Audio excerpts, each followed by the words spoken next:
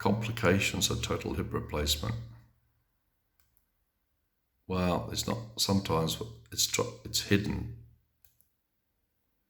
Well, not always, but too much is hidden about it. 4 groups here outlined, and here they are. DVT, what can be done about it? Infection, that's the most serious one actually.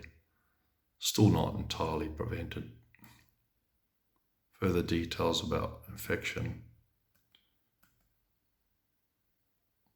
It's one of the major problems actually, infection. Charlie tried to do something about it, but what can we do?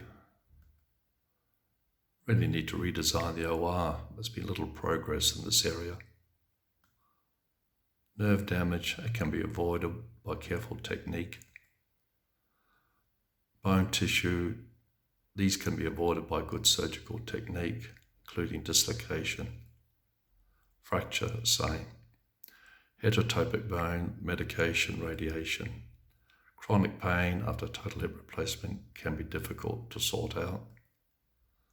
Implant design has improved considerably. There shouldn't be actual implant failures.